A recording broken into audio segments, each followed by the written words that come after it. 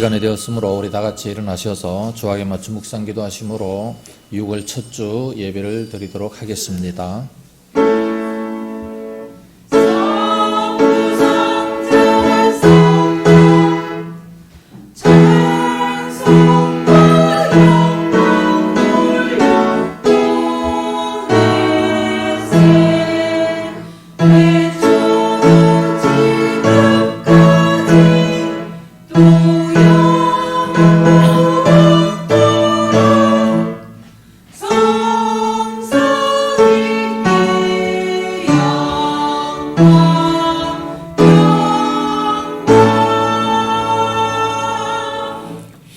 아무것도 염려하지 말고 다만 모든 일에 기도와 간구로 너희 구할 것을 감사함으로 하나님께 아뢰라. 그리하면 모든 지각에 뛰어난 하나님의 평강이 그리스도 예수 안에서 너희 마음과 생각을 지키시리라. 아멘. 거룩하신 아버지 감사합니다. 어느덧 6월달을 맞이하면서 저희들 주의 전에 모여 예배를 드리게 하심을 감사합니다. 지난 한 주간 동안도 은혜를 베풀어 주옵시고 오늘 거룩한 성일날 맞이하여 주님을 사랑하는 마음으로 사모하는 마음으로 나와서 예배 드릴 수 있도록 인도하시니 참으로 감사합니다. 오늘도 말씀을 통하여 예배를 통하여 하나님의 큰 은혜가 임할 수 있도록 은혜를 베푸시옵기를 간절히 원합니다. 여러가지 형편처지 나오지 못한 성도들 있습니다. 저들 어디가 있든지 지켜주시옵시고 우리 성령 하나님 찾아가 주셔서 저들의 마음을 어루만져 주시옵시기를 원합니다.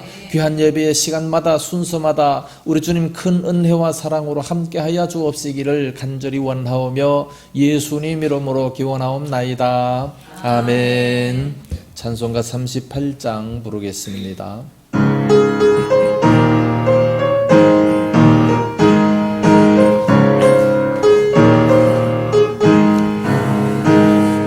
예수 우리 왕이여 이곳에 오셔서 우리가 왕께 드리는 영광을 받아주소서. 우리는 주님의 백성 주님으로 우리 왕이라 왕이신 예수님 오셔서 다스리소서. 예수 우리 주시여 이곳에 오셔서 우리가 주께 드리는 찬양을 받아주소서. 우리는 주님의 종들 주님은 우리 조세라 주 대신 예수님 오셔서 이 찬양을 받아주소서. 교동문제 35번 시편 84편 말씀을 교독하겠습니다. 만군의 여호와여 주의 장막이 어찌 그리 사랑스러운지요. 내 영혼이 여호와의 궁정을 사모하여 생각하며 내 마음과 육체가 살아계시는 하나님께 부르신나이다. 나의 왕 나의 하나님 만군의 여호와여 주의 제단에서 참새도 제 집을 얻고 제비도 새끼 둘 보금자리를 얻었나이다. 주의 집에 사는 자들은 복이 있나니 그들이 항상 주를 찬송하리이다. 주께 힘을 얻고 그 마음에 시온의 대로가 있는 자는 복이 있나이다. 그들이 눈물 골짜기로 지나갈 때 그곳에 많은 샘이 있을 것이며 이런 비가 복을 채워주나이다. 주의 궁정에서 한 날이 다른 곳에서의 천년보다 나은즉 악인의 장막에 사는 것보다 내 하나님의 성전 문지기로 있는 것이 좋사오니 만군의 여호와여 주께 의지하는 자는 복이 있나이다. 아멘. 사도신경으로 신앙 고백합니다.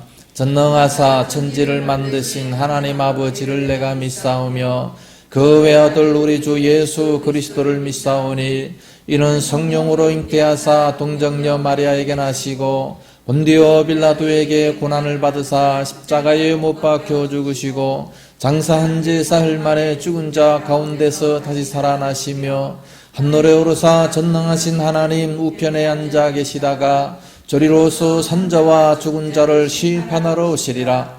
성령을 믿사오며 거룩한 공예와 성도가 서로 교통하는 것과 죄를 사하여 주시는 것과 몸이 다시 사는 것과 영원히 사는 것을 믿사옵나이다. 아멘. 자리에 앉으시기 바랍니다. 찬송가 459장 부르겠습니다.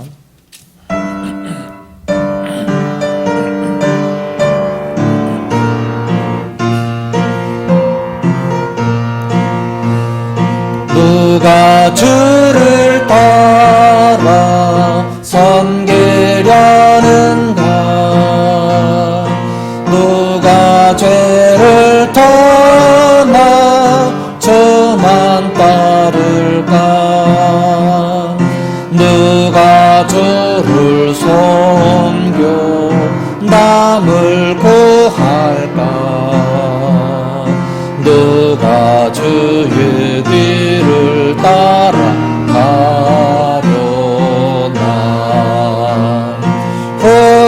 부르심을 받아 주의 은혜로 주를 따라가네. 주만 따르네. 세상 영광 외에 다름 아니요.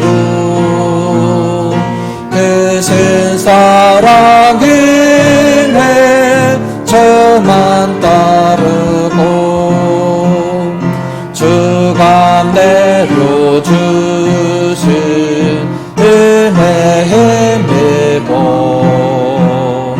주의 뒤를 따라 힘소이라네.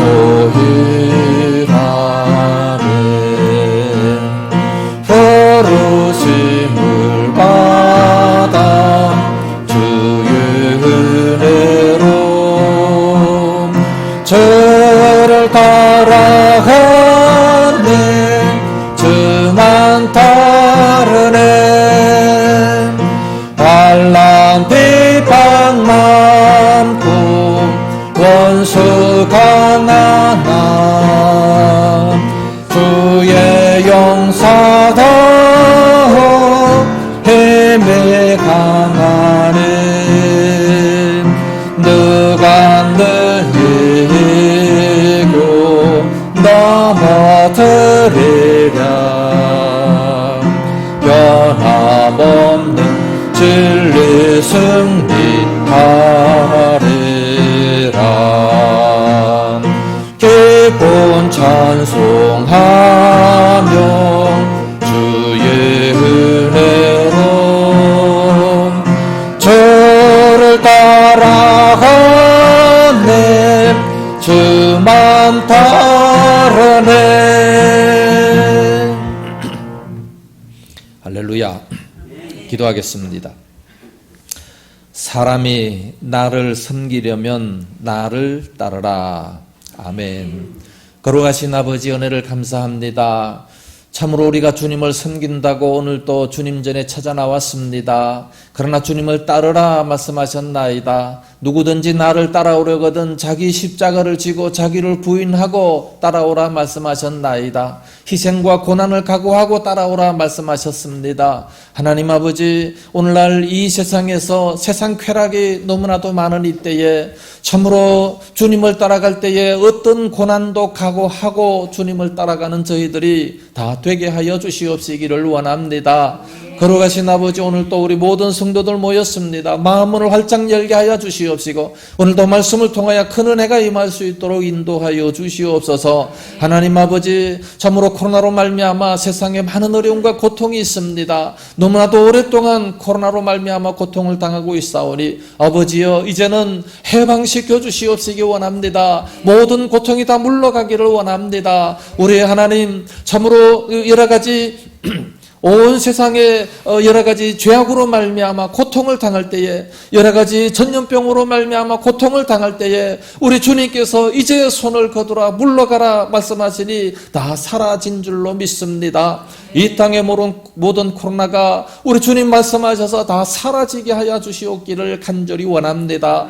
그래야 저희들 마음껏 사업을 하고 마음껏 예배드리고 마음껏 찬송하고 전도하는 그런 날이 속히 올 수 있도록 인도하여 주시옵소서. 하나님 아버지, 백신이 개발되었나이다. 우리 모두가 맞아서 참으로 자유롭게 생활할 수 있는 그날 속히 올 수 있도록 인도하여 주시옵소서. 아버지 하나님, 성도들도 여러 가지 어려움과 고통 속에 있는 성도들이 있습니다. 저들 찾아가 주시옵시고 우리 하나님 성령님으로 저의 마음을 위로시켜 주시옵시기를 원합니다. 저들의 마음을 담대하게 하여 주시옵시기 원합니다. 힘들고 어려울 때일수록 더 많이 기도하게 하시고 더 열심히 모일 수 있는 저희들 되게 하여 주시옵소서. 수고하고 무거운 짐진 자들아 다 내게로 나오라. 내가 너희를 쉬게 하리라 말씀하셨사오니 주님 앞에 찾아 나오는 모든 심령들마다 쉼을 얻게 하시고 평강을 누릴 수 있도록 인도하여 주시옵소서.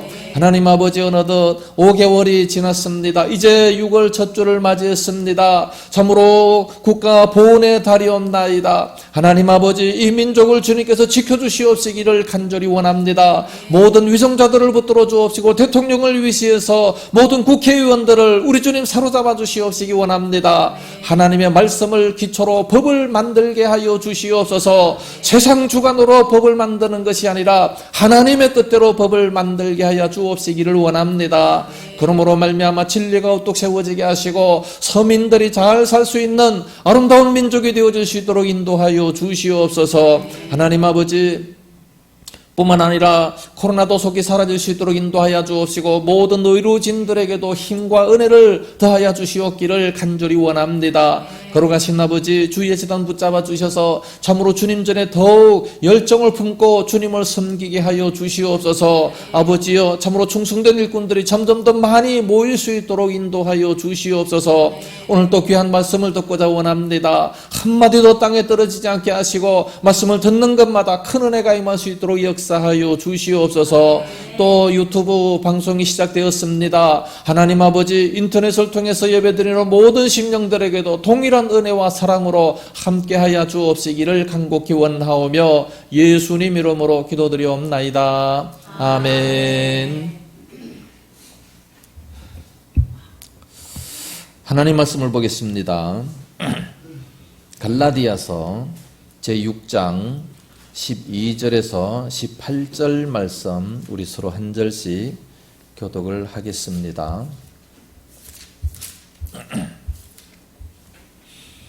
갈라디아서 6장 12절 말씀입니다. 무릇 육체의 모양을 내려 하는 자들이 억지로 너희에게 할례를 받게 함은 그들이 그리스도의 십자가로 말미암아 박해를 면하려 함뿐이라.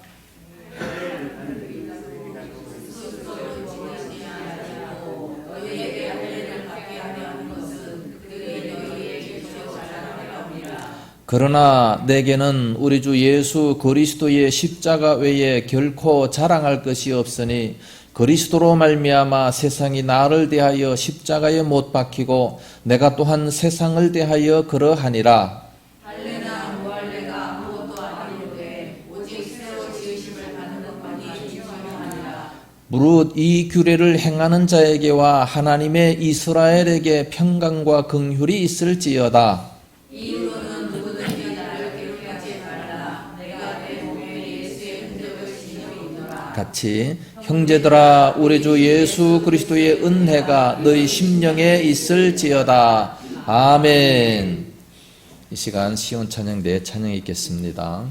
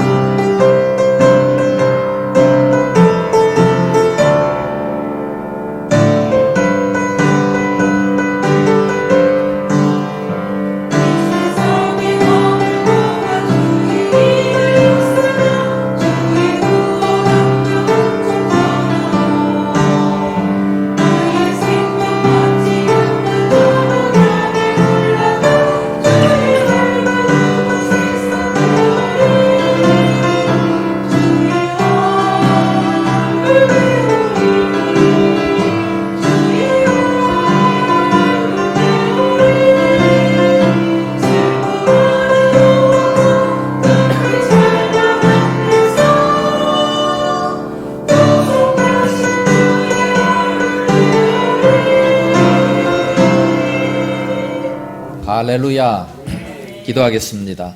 걸어가신 아버지 감사합니다. 저 찬란하고 아름다운 곳에서 우리 예수님의 얼굴을 배울 수 있다고 찬양했습니다. 그러므로 이 땅에서 살아갈 때 더 힘을 얻고 기쁨으로 살아가는 저희들 되어지게 하여 주시옵소서. 오늘도 아름다운 찬양을 부른 성가대원 저들을 붙들어 주시옵시며 은혜를 충만히 비시옵시고 이 땅에서 참으로 본이 되는 참으로 믿음으로 살아가는 아름다운 삶이 되어지게 하여 주시옵소서. 귀한 시간 말씀 듣습니다. 큰 은혜가 임할 수 있도록 역사하여 주시옵소서. 예수님 이름으로 기도드리옵나이다. 아멘.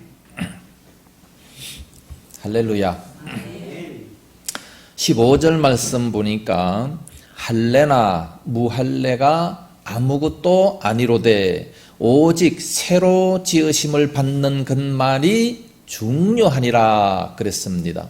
새로 지으심을 받는 것만이 가장 중요하다. 그래서 새로 지으심을 받은 자란 제목으로 말씀을 드립니다. 할례나 무할례가 아무것도 아니로되 그랬습니다. 지금 이 갈라디아 교인들은요, 할례 문제 때문에 싸우고 있는 겁니다. 율법주의자들은 할례를 받아야 구원을 받는다라고 주장을 하고 있지 않습니까? 그러나 바울은 할례나 무할례가 아무것도 아니다. 그런 것은 받으나 안 받으나 아무 상관이 없다 말씀합니다. 그러면 뭐가 중요하다고요? 새로 지으심을 받는 것이 중요하다. 그렇게 말씀했습니다. 그렇다면 새로 지으심을 받는 것이 뭡니까? 고린도후서 5장 17절 말씀 보면 그런즉 누구든지 그리스도 안에 있으면 새로운 피조물이라 이전 것은 지나갔으니 보라 새 것이 되었도다 말씀합니다. 그리스도 안에 있으면 새로운 피조물입니다. 우리는 새로 지으심을 받은 자들입니다. 우리 영혼이 원래 아담의 범죄로 말미암아 허물과 죄로 죽었던 자들입니다. 예수 믿지 않는 사람들은 다 죽은 사람, 그 영혼이 죽은 사람들입니다. 그러나 우리는 이제 성령으로 거듭난 자들이 되었죠. 새로 태어난 자들이 된 겁니다. 그래서 새로운 피조물이다 말씀하고 있습니다. 그래서 할례를 받으나 할례를 안 받으나 그런 것은 아무 상관이 없이 새로 지으심을 받는 것이 무엇보다 중요하다 그렇게 말씀하고 있습니다. 그렇다면 새로 지으심을 받는 자는 어떻게 살아가는 자입니까? 새로 지으심을 받았다면 이제는 무엇을 추구하며 살아야 됩니까? 오늘 본문에 보니까 이 사도 바울을 따라서 우리는 살아가야 됩니다. 그럼 바울은 어떻게 살아갔는가? 첫째로 십자가만을 자랑하면서 살아갔다는 겁니다. 십자가만을 자랑하는 자입니다. 14절 상반절에 보니까 그러나 내게는 우리 주 예수 그리스도의 십자가 외에 결코 자랑할 것이 없으니 라고 말씀하고 있습니다. 왜 그렇습니까? 십자가 안에 구원이 있고 십자가 안에 무한한 은혜가 있기 때문에 그렇습니다. 십자가가 그래서 복음이죠. 복된 소리라는 말씀입니다. 구원을 주시는 하나님의 능력이 십자가에 있기 때문에 그러므로 십자가만을 자랑하면서 우리는 살아가야 된다는 말씀입니다. 그런데 유대인들은요, 십자가를 자랑하는 것이 아니라 육체를 자랑하는 겁니다. 육체를 자랑하는 자들이 오늘날 또 대단히 많습니다. 12절 상반절 보니까 무릇 육체의 모양을 내려 하는 자들이 억지로 너에게 할례를 받게 하면 육체의 모양을 내게 하기 위해서 억지로 할례를 받게 했다 말씀입니다. 13절 하반절에 보면 그들이 너희의 육체로 자랑하게 하려 함이라. 육체로 자랑하게 하기 위해서 할례를 받게 했다 말씀합니다. 그래서 유대인들은 육체를 자랑합니다. 할례를 자랑합니다. 우리는 하나님의 백성이다라는 거지요. 오늘날 세상 사람들은 뭘 자랑합니까? 돈 많은 거 자랑하지요. 뭐 자기가 벌어서 자랑한 게 아니고 뭐 유산을 받았으나 좌우지간 어떻게 됐으나 돈이 많으면 그것 가지고 뻐기면서 살아갑니다. 또는 자기의 건강이나 미모를 자랑합니다. 어떤 사람은 대기업에 다니는 직장을 자랑하고 있습니다. 또 뭐 서울대학교나 좋은 학교 나온 것을 자랑하고 박사 학위를 자랑하고 명예나 권세를 자랑하고 있습니다. 육체로 자랑하려고 한다면 바울보다 더 높은 사람이 과연 어디에 있겠습니까? 바울은 정말로 육체로 자랑할 만했다고 말씀하고 있습니다. 빌립보서 3장 5절 말씀에 보면 나는 8일 만에 할례를 받았고, 그 할례를 자랑했지만 바울은 8일 만에, 난지 8일 만에 할례를 받았어요. 이스라엘 족속이요, 베냐민 지파요, 왕족이란 얘기죠. 히브리인 중에 히브리인이요, 율법으로는 바리새인이요, 열심으로는 교회를 핍박하고 율법의 의로는 흠이 없는 자로라. 흠이 없는 자니까 얼마나 당당한 자였겠습니까? 뿐만 아니라 가말리엘 문화에서 학문을 터득한 그런 사람이었습니다. 기독교인들을 잡아 죽이기 위해서 다메섹까지 갔던, 참으로 유대교에 얼마나 열정을 베풀었던 그런 사람이었습니까? 아주 유대교에 충실했던 자입니다. 그런데 이런 그가 빌립보서 3장 7절 이하 쭉 보면 예수님을 만난 이후에 그 모든 것들은 다 배설물처럼 여겨버렸다. 그 모든 것들은 전부 다 해로 여겼다. 그렇게 고백을 하고 있습니다. 모든 것은 다 나쁜 것으로 여겼다. 배설물처럼 그렇게 더럽게 여겼다는 겁니다. 왜 그러냐 하면 십자가를 아는 지식이 가장 고상함이라 말씀합니다. 십자가를 아는 지식이 가장 고상했기 때문에, 그러므로 고린도전서 2장 2절에 내가 너희 중에서 예수 그리스도와 그의 십자가에 못 박히신 것 외에는 다른 것은 아무것도 알지 아니하기로 작정하였음이라 말씀합니다. 예수님을 안 이후에 다른 것은 아무것도 알지 않기로 작정했다. 왜? 십자가가 가장 고상한 지식이기 때문에 그렇습니다. 오늘날 우리들은 뭐를 가장 고상한 지식으로 삼고 있습니까? 영어를 가장 고상한 지식으로 삼습니까? 다른 무슨 학문을 고상한 지식으로 삼습니까? 그런 것이 아니에요. 정말로 이 십자가가 가장 고상한 지식이다 말씀하고 있어요. 왜 그렇습니까? 십자가를 통해서 우리는 모든 죄를 다 용서함 받고 천국으로 인도함 받을 수 있지 않습니까? 이거보다 더 중요한 것이 뭐가 있겠습니까? 십자가는 파라다이스입니다. 저 천국으로 인도를 하는 겁니다. 이 천국이 얼마나 좋은 것이에요. 그래서 바울은요, 십자가를 알고 난 이후에 다른 것은 알지 않기로 마음속에 작정했다. 그리고 차라리 빨리 죽어서 하늘나라로 가고 싶다. 이런 고백까지 합니다. 빌립보서 1장 23절에 차라리 세상을 떠나서 그리스도와 함께 있는 것이 훨씬 더 좋은 일이라 그렇게 하고 싶으나 내가 육신으로 있는 것이 너희를 위하여 더 유익하리라. 그렇게 말씀합니다. 바울은 빨리 죽고 싶대요. 죽으면 천국 가니까. 오늘날 빨리 죽고 싶은 사람 있습니까? 그래서 자살하는 사람이 있어요? 아무도 없잖아요. 살기 너무 괴로워서 자살을 할지언정 저 아름다운 곳에 가기 위해서 자살하는 사람은 아마 아무도 없을 겁니다. 그러나 바울은 빨리 죽어서 그리스도와 함께 있을 욕망, 이게 너무 좋기 때문에 빨리 가고 싶다 말씀합니다. 거기는 너무 아름다운 곳이기 때문에. 그러나 이 땅에 살아있는 것은, 육신으로 있는 것은 너희를 위하여 더 유익하기 때문에, 사명을 감당하는 것이 더 유익하기 때문에 그러므로 살아있는 것이라고 그렇게 고백을 하고 있는 겁니다. 이런 사람들은요, 이 세상의 재물 중요하게 생각하지 않습니다. 이 세상의 무슨 사업의 실패 중요하게 생각하지 않습니다. 오히려 자기에게 있는 것을 남에게 베풀면서 나누어 주면서도 기쁨이 충만한 사람이 되는 거예요. 우리 그리스도인들이 바로 이런 사람들 아니겠습니까? 고난 속에서도 우리는 얼마든지 기뻐하며 신명나게 살아갈 수 있다는 겁니다. 땅에서 무슨 일이 조금 안 된다고 울고 불고 옥상에 올라갔다 내려갔다 자살하니 많이, 그러지 말아라는 얘기예요. 우리 예수 믿는 사람들 얼마나 큰 복을 받은 사람입니까? 십자가 외에 다른 것은 알지 않기로 작정했다. 바울은 그렇게 고백합니다.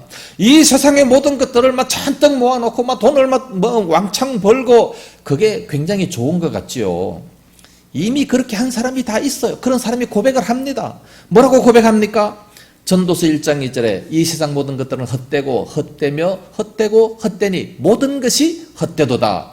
헛되다는 것을 얼마나 많이 강조합니까? 5번씩이나 이렇게 강조를 하고 있어요. 왜 헛되다고 합니까? 전도서 1장 8절에 눈은 보아도 족함이 없고 귀는 들어도 차지 아니하도다. 아무리 좋은 것을 봐도 더 좋은 것을 보기 원하고, 아무리 많은 것을 가졌다 할지라도 더 많은 것을 가지기 원하는 인간의 욕심은 끝이 없다는 얘기예요. 그러면 만족함이 없다는 얘기죠. 아무리 많이 가져도. 솔로몬은요, 정말로 많은 것을 가지고 있었습니다. 솔로몬은 자기의 모든 마음에 원하는 것을 다 해봤다고 고백을 합니다.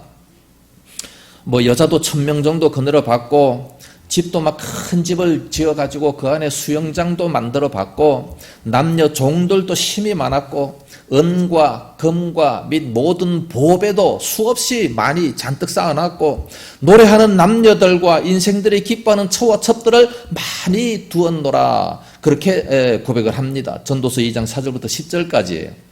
그러나 전도서 2장 11절에 보니까 내가 수고한 모든 것이 다 헛되어 바람을 잡으려는 것이며 해 아래서 무익한 것이로다 고백합니다. 내가 수고한 모든 것이 다 헛되어 바람을 잡는 것이며, 솔로몬은 지가 수고해가지고 돈을 번 줄로 생각합니다. 너무 착각하지요. 지가 한 게 뭐 있습니까?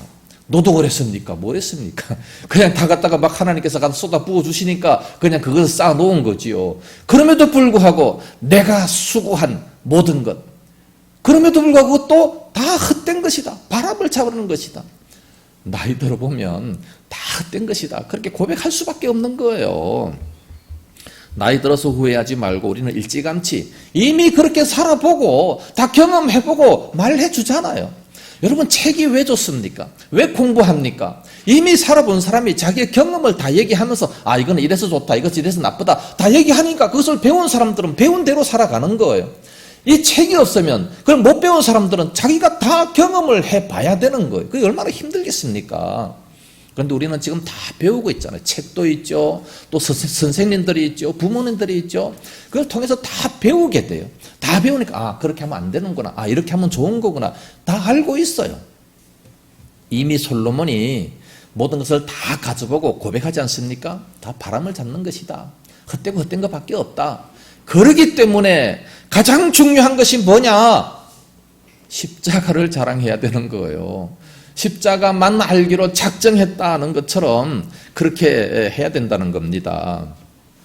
원래 십자가라고 하는 것은 끔찍한 사형 도구였습니다. 로마가 온 세계를 지배할 때에 로마에 반역하는 자들이 그들을 잔인하게 죽이려고 만들어낸 사형틀이 바로 십자가 형틀이었습니다.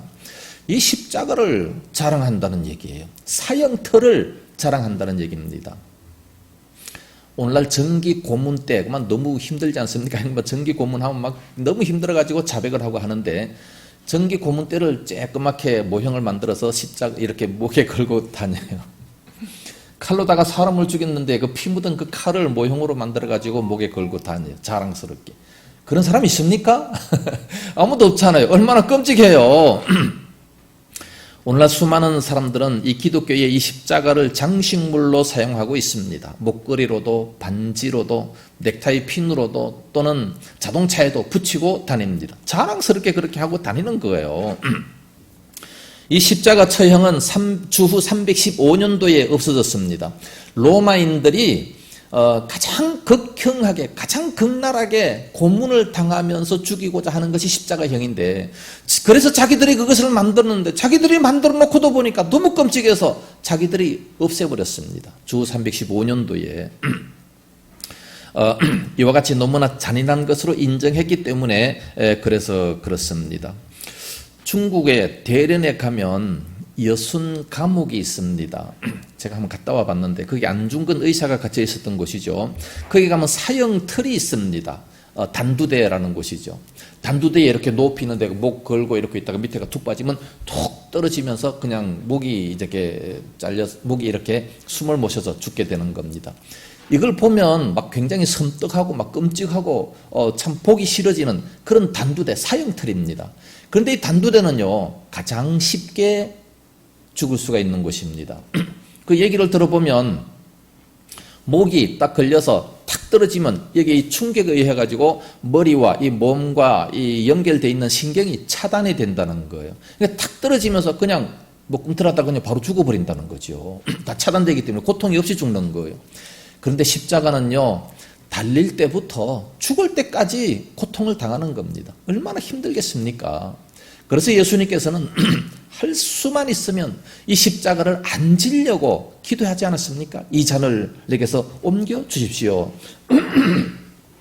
그렇게 고통스러운 것이 바로 십자가인데, 근데 바울은 이 십자가만 자랑하겠다, 십자가 외에 다른 것은 자랑할 것이 없다, 그렇게 고백을 합니다. 왜 그렇습니까? 이 십자가가 바로 우리를 사랑하시는 하나님의 사랑의 증거가 되기 때문에, 우리를 하나님의 나라로 이끌기 때문에 그렇습니다. 우리들의 모든 죄를 다 용서받을 수 있기 때문에 그렇습니다.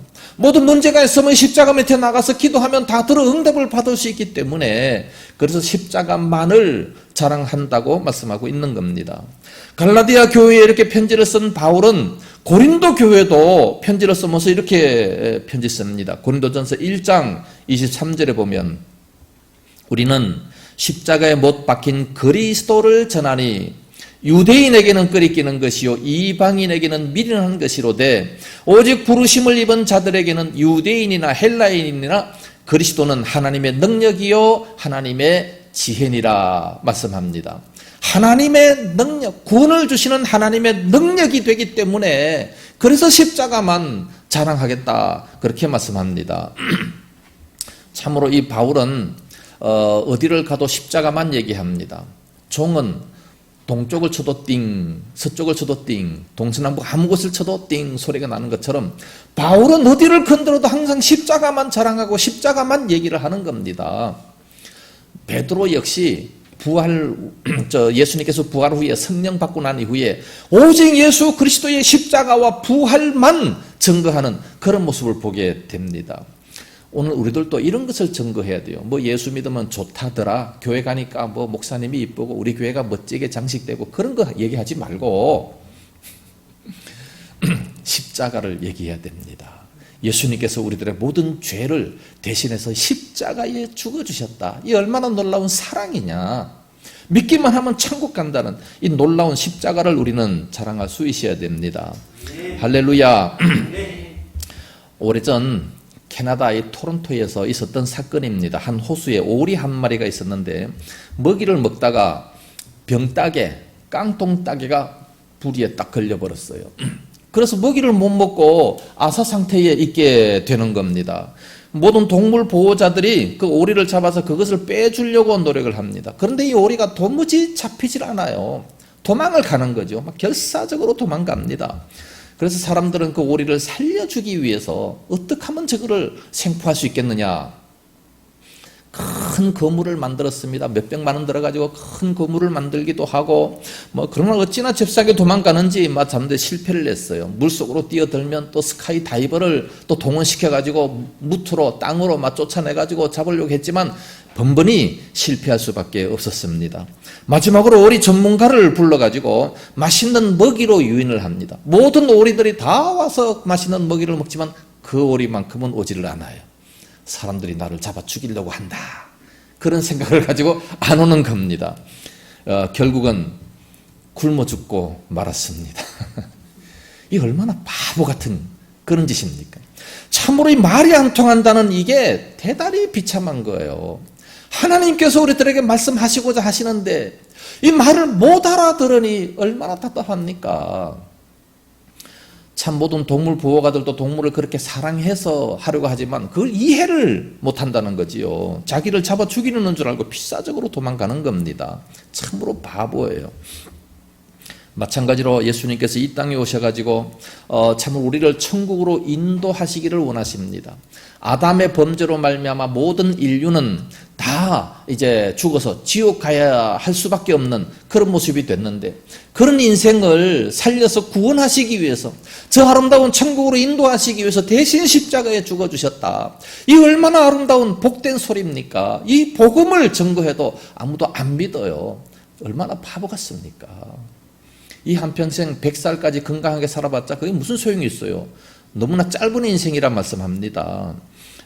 우리는 십자가를 통해 천국을 보장받을 수가 있으니까 참으로 우리는 얼마든지 즐겁게 살아갈 수가 있고, 손해보면서도 희생하면서도 고통을 당하면서도 얼마든지 감사할 수 있는 이런 믿음이 될 수 있는 겁니다. 우리도 바울처럼 이렇게 항상 십자가를 더욱더 많이 자랑할 수 있기를 예수님 이름으로 축복합니다. 두 번째로 새로 지으심을 받은 자는 세상에 대하여 죽은 자입니다.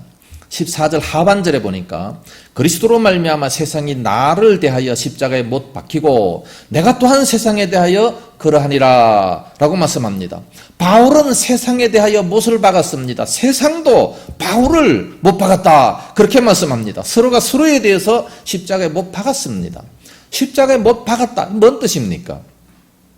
현대어 성경을 보니까 이렇게 기록되어 있습니다. 이 십자가 때문에 나는 오래전에 이 세상의 온갖 일에 흥미를 잃어버렸고 이 세상도 나에게 관심을 갖지 않습니다. 세상에 대해서는 흥미를 잃어버렸다. 세상에 아무리 아름다운 쾌락이라 할지라도 흥미를 잃어버렸다. 관심도 갖지 않는다. 또 다른 성경에는 세상에 대하여 죽었다. 이렇게 고백합니다. 그래서 세상에 대해서 새로 거듭난 자들은 세상에 대해서 죽어야 됩니다. 세상에 대해서 관심을 끊어야 된다는 말씀입니다. 예수 그리스도를 알고 십자가의 은혜를 체험하고 거듭난 바울은 이제 그 영혼이 예수님으로부터 멀어지게 하려고 하는 그 세상에 대해서 십자가에 못 박았다 그렇게 말씀합니다. 육신의 정욕과 안목의 정욕과 이생의 자랑 이런 것들은 이런 세상에 대해서 그 모든 매력을 다 잃어버렸다는 거지요. 세상 사람들은 잘 사는 것을 그렇게 자랑하려고 하지만 좋은 집에 살고 좋은 차를 타고 다니는 것을 자랑하려고 하지만 그 모든 것들에 전부 다 매력을 잃어버렸다. 관심이 없다. 그렇게 고백을 하는 겁니다. 이게 바로 거듭난 사람들이에요. 천국 백성들입니다. 그래서 세상의 쾌락과 세상의 명예와 세상의 물질이 내 마음을 움직일 수가 없다는 거죠. 그런데 관심이 없기 때문에 세상에 대하여 죽었기 때문에 우리는 이 세상에 대해서 죽은 자입니다. 세상에 대해서 죽었다라고 하는 것은 세상에 대한 무관심이라는 말씀입니다. 세상이 뭐 잘되고 안되고 무관심이라는 뜻이 십자가에 못 박았다는 겁니다. 그래서 바울은 확신 있게 고백합니다. 갈라디아 5장 24절에 그리스도 예수의 사람들은 육체와 함께 그 정욕과 탐심을 십자가에 못 박았느니라. 모든 정욕과 탐심, 욕심 다 십자가에 못 박아버려, 다 죽어버렸다. 그렇게 말씀합니다. 물론 죽었다라고 하는 것은 참으로 이 선택된 백성들을 구원하는 데 대한 무관심을 뜻하는 얘기는 아니겠죠. 염세주의자처럼 뭐 세상을 도피하는 그런 삶을 살아가는 것은 아니죠. 세상을 당당하게 능력 있게 살아가면서도 세상에 그런 관심을 두지 않는다는 겁니다. 욕심이라든지 물질 뭐 이런 데 관심을 두는 것이 아니라는 겁니다. 그리스도의 나라와 전혀 상관이 없는 그런 세상에 관심을 안 둔다는 얘기죠. 세상이 그 인생에게 소망을 조금도 줄 수 없는 그런 세상, 결국 하나님의 심판으로 멸망할 수밖에 없는 이 세상에다가 목적을 두는 것이 아니라는 말씀입니다. 그래서 우리들의 가치관은 달라야 돼요.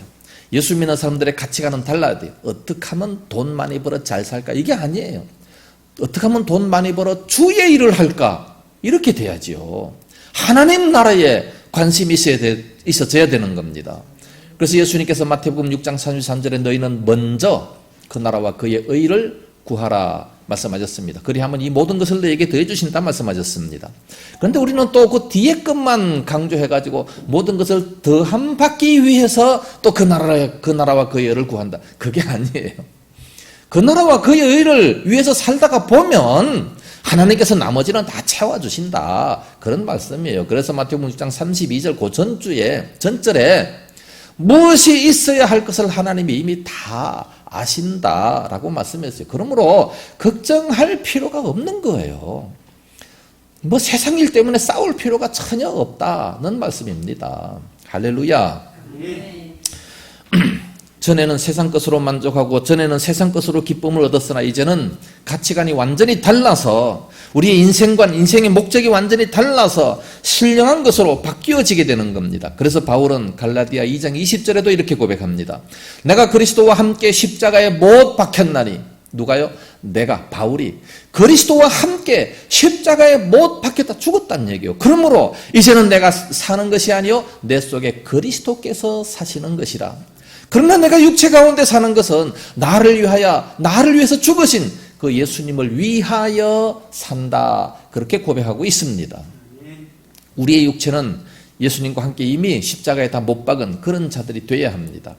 그래서 고백하기를 로마서 14장 8절 말씀 보면 우리가 살아도 주를 위하여 살고 죽어도 주를 위하여 죽나니 그러므로 사나 죽으나 우리가 주의 것이로라. 그렇게 말씀합니다. 자신의 옛사람을 죽이고 십자가로 가까이 나가는 이런 사람들은 세상의 모든 것들을 전부 다 하찮게 여깁니다. 너무 가볍게 여깁니다. 세상 것에 그렇게 관심을 많이 두는 것이 아니에요. 그런데 믿음이 없는 사람들은 세상 것에 너무나도 큰 것을 두기 때문에 대학교 떨어져도 옥상에 올라가고 뭐 사업에 실패해도 뭐 그냥 뭐 도무지 못 살 것처럼 뭐 그렇게 생각하는 사람들이 너무나도 많습니다. 오늘날 우리들은 어떤 믿음을 가지고 있습니까?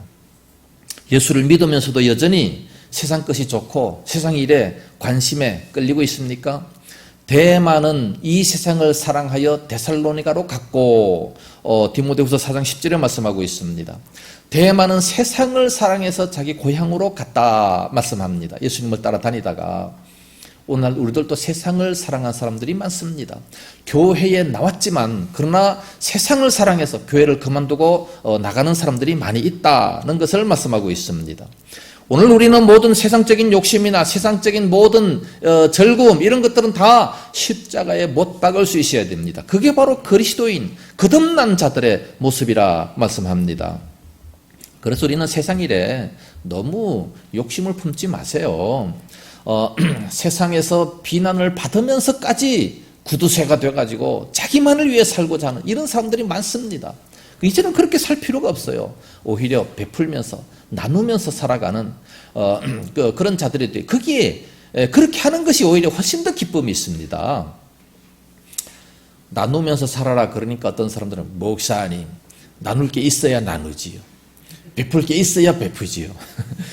나도 먹을 것이 없는데 그러면서 나한테 한 1억만 주시면 내가 베풀면서 살겠습니다. 그 소리야 나도 하지요.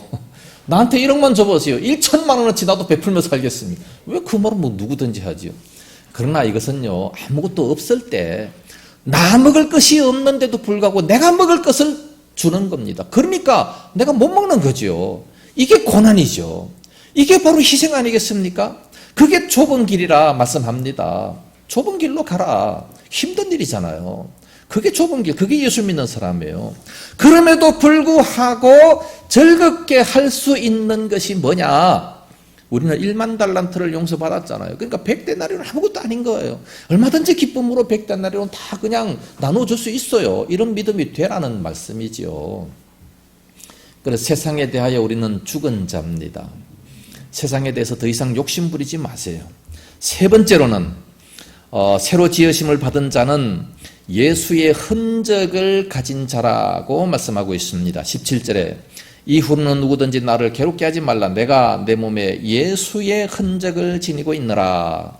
흔적이라고 하는 것은 원래 낙인을 찍는다라는 뜻입니다. 흔적을 가졌다. 낙인을 찍어서 흔적을 가지는 겁니다. 이 소나 양에게 낙인을 찍어서 소유주를 나타낸다는 그런 뜻입니다. 소떼를 가진 주인은 자기 소에게 전부 다 낙인을 찍습니다. 오른쪽 넙다리에다가 찍힌 그 낙인은 그건 절대 지워지지 않는데 그 소떼에게만 낙인을 찍는다. 바로 내 거다라는 그런 뜻입니다. 주인의 것이다라는 뜻입니다. 그런데 사람에게도 낙인을 찍습니다. 누구에게 찍느냐? 도망간 노예들을 잡아다가 인두를 뻘겋게 달고가지고 바로 내 거다, 주인 거다라고 이렇게 낙인을 찍게 되는 그런 모습을 봅니다.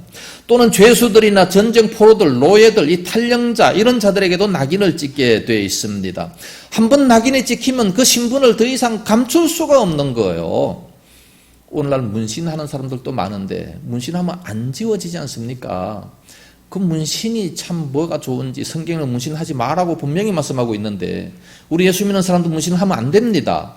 하나님이 주신 이 소중한 몸뚱아리를 잘 간직해야지 왜 엉뚱한 문신을 새깁니까? 그 새기지 말라고 말씀했어요. 이 낙인이라고 하는 것은 사실 부끄러운 겁니다.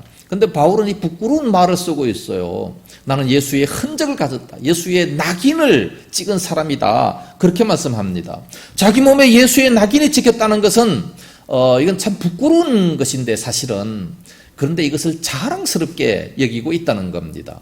뭐든지 예수 믿는 사람들에게 오면 부끄러운 것들이 자랑스럽게 돼버리는 거예요. 십자가가 얼마나 치욕스럽고 부끄러운 겁니까? 그러나 예수 믿는 사람들이 사용하다 보면 자랑스럽게 되는 거예요. 이 십자가는 사랑이 되잖아요. 이렇게 바뀌게 되는 겁니다. 이 문신 같은 것도 정말 좋은 것으로 해야 되는데, 문신, 낙인도 바로 이 자랑스럽게 고백을 하고 있는 거 아니겠습니까? 이런 흔적을 바로 영광으로 받아들인다는 말씀입니다. 예수의 흔적을 가졌다. 바로 예수님의 영원한 소유가 된 자, 예수님의 영원한 종이 됐다라고 이렇게 지울 수 없는 낙인이 찍혀졌다라고 고백을 하는 겁니다. 그러므로 바울은 이제부터 내 마음대로 행동할 수 있는 것이 아니고 생명의 주인 되신 예수님에게만 복종하는 그런 자라는 말씀이죠. 예수님께 포로된 자라고 고백하는 겁니다. 결코 세상을 사랑하는 것 때문에 주님의 품으로 말미암아 도망칠 수 없는 그런 자가 됐다라는 것을 자랑스럽게 얘기한다는 말씀이에요. 정말로 바울은 예수님을 위해서 많은 흔적을 가졌던 자입니다.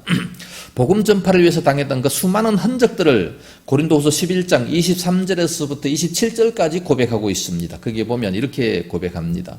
내가 수고를 넘치도록 하고 옥에 갇히기도 더 많이 하고 매도 수없이 맞고 여러 번 죽을 뻔하였으니 유대인들에게 40에 하나 감한 매를 5번 맞았으며 3번 태장으로 맞고 1번은 돌로 맞고 3번 파선하고 일주일을 깊은 바다에서 지냈으며 정신도 못 차렸다는 얘기, 정신을 잃었다는 얘기, 일주일 동안 맞아가지고 여러 번 여행에서부터 강의 위험과 강도의 위험과 동족의 위험과 이방인의 위험과 시내의 위험과 광야의 위험과 바다의 위험과 거짓 형제 중의 위험을 당하고, 바울을 만나는 사람들마다 죽이려고 하니까 거짓 형제 중의 위험을 당하고 또 수고하며 애쓰며 여러 번 자지 못하고 줄이며 목마르며 여러 번 굶고 죽고 헐벗었노라. 안 그래도 되는데 바울은요, 얼마든지 가말리엘 문화에서 공부했고 정말 바리새인 중에 바리새인이고 히브리인 중에 히브리인이기 때문에 얼마든지 대접받고 편안하게 살 수 있는 사람임에도 불구하고 예수를 믿기 때문에 새로 거듭난 자이기 때문에 이렇게 수고하고 애쓰고 여러 번 자지 못하고 줄이며 목마르고 여러 번 굶고 죽고 헐벗었노라. 억지로 그렇게 했습니까? 기쁨으로 그렇게 했잖아요. 내가 이렇게 기뻐하니 너희도 기뻐해라. 감옥 속에서도 기뻐하면서 그렇게 고백을 하고 있는 겁니다. 물론 이것이 고난의 전부는 아니에요. 이 고린도후서를 쓰고 난 이후에도 10년 정도 더 많은 사역을 했기 때문에 더 많은 고난이 있을 수가 있었죠. 이 육체적인 고통뿐만 아니라 정신적인 고통도 엄청나게 많았습니다. 고린도후서 11장 28절에 이외에 이런 고사하고 아직도 날마다 내 속에 눌리는 일이 있으니 곧 모든 교회를 위하여 염려하는 것이라 그랬습니다. 모든 교회를 위해서 염려하는 것, 바울이 세운 교회들이 많이 있잖아요. 그 교회들을 염려하기 때문에 정신적인 고통이 더 많았다는 겁니다. 그러면서도 골로새서 1장 24절에 나는 이제 너희를 위하여 받는 괴로움을 기뻐하고 그리스도의 남은 고난을 그의 몸된 교회를 위하여 내 육체에 채우노라 말씀합니다. 내 육체에 남은 고난을 채운다. 그 괴로움을 기뻐하면서 그렇게 하겠다는 겁니다. 그러니까 이것은 결코 패배자로서 초라한 나약한 바울의 모습이 아니고 오히려 새로 지으심을 받고 예수님께 붙잡힌 바 된 바울은 기쁨으로 생명을 드리는 겁니다. 확신에 찬 승리자의 모습으로 그렇게 살아간다는 겁니다.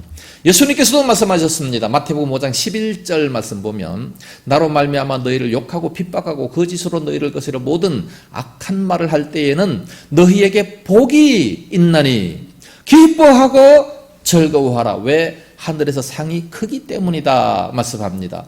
너희 전에 있던 모든 선지자들도 그렇게 핍박하였느니라 말씀합니다. 그러므로 바울만 고통당하는 게 아니에요.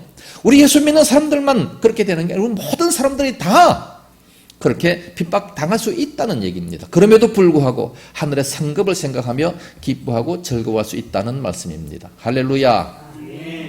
결론적으로 말씀을 드립니다. 우리 모두는 예수님을 믿음으로 말미암아 이제 새로 지으심을 받은 자입니다. 그러므로 할래나 무할래 이런 건 아무것도 아니다 라고 말씀합니다.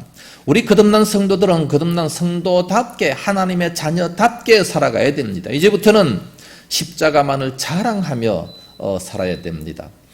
헬라인들은 자기의 철학과 예술을 자랑했습니다. 로마인들은 권세와 법률을 자랑했습니다. 유대인들은 그들의 혈통과 율법을 자랑했습니다. 그러나 그리스도인들은 십자가를 자랑해야 됩니다. 왜? 모든 죄를 다 용서해 주시기 때문에 그렇습니다. 뿐만 아니라 세상에 대하여 십자가에 못 박아야 됩니다. 세상의 모든 쾌락들은 다 죽어져야 된다는 것을 말씀합니다. 뿐만 아니라 예수의 흔적을 하나하나 내 몸에 새김으로 살든지 죽든지 예수님만 내 몸을 통해서 존귀하게 드러나기를 바라는 이런 믿음이 되어야 됩니다.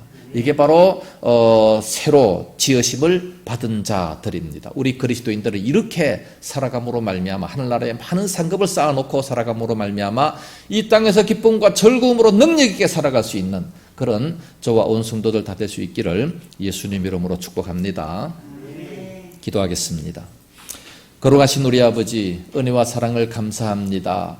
예수님으로 말미암아 거듭나고 새로 지으심을 받은 자 된 것을 너무나도 감사하고 찬송 영광을 돌립니다. 이제는 더 이상 세상에 욕심 부리지 말고 정말 십자가만을 자랑하면서 살아가는 바울을 닮아가는 그런 저희들이 다 되어지게 하여 주시옵소서. 예수님의 흔적을, 예수님 때문에 당하는 고난을 오히려 기뻐할 수 있는 그런 저희들이 다 되게 하여 주시옵소서.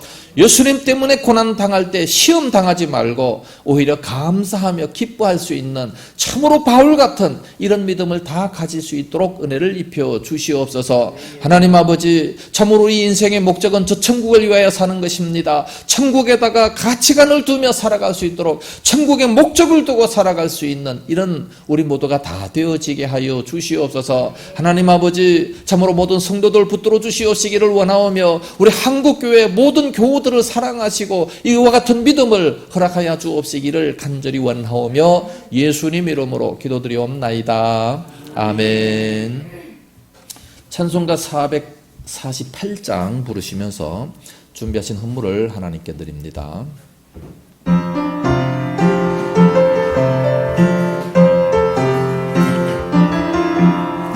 주님 가신 길을 따라 좁은 길로 가오리다. 가기 좋은 넓은 길로 많은 사람 갈지라도 멸망으로 가는 길을 나는 가지 아니하고 주님 가신 영생의 길 좁은 길로 가오리다. 주님 가신 뒤를 따라 순종하며 가오리다. 많은 사람 믿음 없이 넓은 길로 갈지라도 멸망으로 가는 길은 나는 가지 아니하고 주님 가신 생명의 길 좁은 길로 가오리다. 주님 가신 진실한 길 의의 길로 가오리다. 좁은 문과 좁은 문은 십자가의 길이오나 영생 영광 바라보며 천국 가는 길이오니 주기까지 주님 가신 길을 따라 가오리다. 11조 감사 주정 헌금을 드렸습니다. 기도하겠습니다.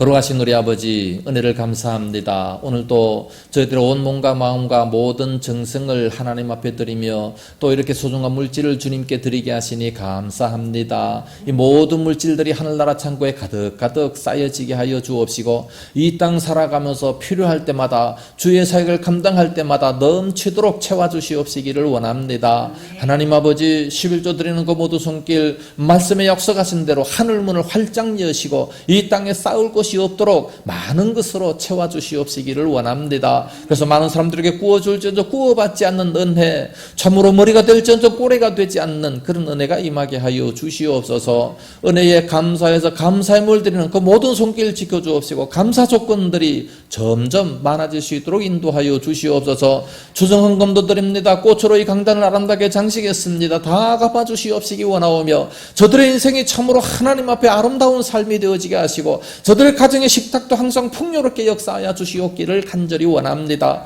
코로나 시대에 참으로 코로나의 병균들이 일절 턴타지 못하도록 붙잡아 주시옵시기를 원하옵고 항상 강건함을 더하여 주옵시기를 원합니다. 이 물질 쓰이는 곳곳마다 아버지 영광이 충만케 드러날 수 있도록 인도하여 주옵소서. 믿사옵고 예수님 이름으로 축복하며 기도드리옵나이다. 아멘. 교회 소식 알려드리겠습니다. 6월달은 호국 보훈의 달입니다. 모두 애국자들이 되어서 나라와 민족을 더욱 사랑하시고 기도 많이 하시기를 바랍니다. 나라를 사랑한다는 것은 내 사명을 더욱 감당하는 겁니다. 이웃을 더 사랑하는 겁니다. 뭐 나라를 사랑한다 그래서 거창하게 총 들고 나가는 거 아니에요.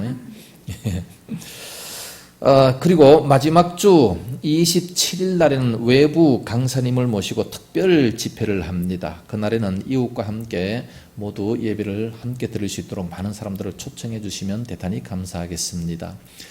아주 유명한 분을 초청했습니다. 우리 송파구 기독교 협의회 대표회장을 모시고 말씀을 한 시간 동안 듣고자 합니다. 그때는 오후 예배도 원래 해야 되는데 오후 예배까지 하면 너무 복잡하니까 오전 예배를 조금 길게 할 겁니다. 설교만 한 1시간 정도 해서 오전 예배를 길게 하고 오후 예배는 생략하도록 그렇게 했습니다. 그러니까 많은 사람들 모시고 와서 큰 은혜를 받을 수 있기를 바랍니다. 담임 목사는 이번 주 수요일 날에 부부는 함께 아스트라제네카 백신을 맞게 됩니다. 건강을 위해서 많이 기도해 주시기를 바라겠습니다.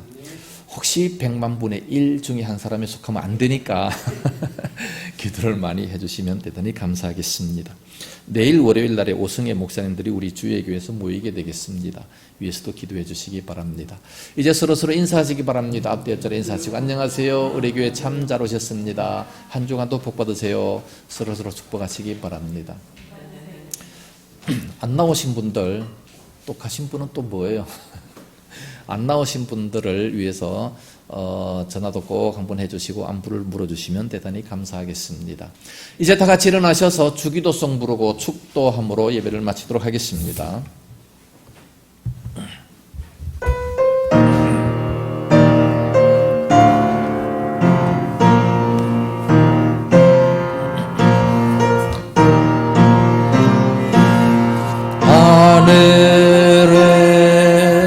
계신 아버지 이름 거룩하사 주님 나라 임하시고 뜻이 이루어지다.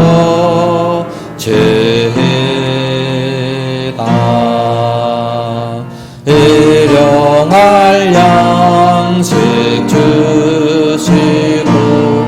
우리들의 큰 죄 다 용서하옵시고 또 시험에 들게 마시고 악에서 구원하소서. 내게 주의 나라 주의 권세 주의 영광 영원히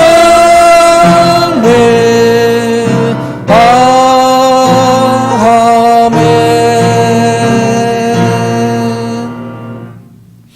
이제는 온교회물이 되신 예수 그리스도의 은혜와 독생자 주신 하나님 아버지의 무한하신 사랑하심과 성령님의 감화하시며 감동하시고 위로 교통 충만 역사하심이 이 시간도 말씀을 들으면서 이제 세상에 대하여 죽고 십자가만 자랑하기 원하는 우리 모든 성도들 머리 위에와 저들의 가정과 생업토와 교회와 이 나라 민족 위에 이제와 영원까지 함께 있을지어다. 아멘.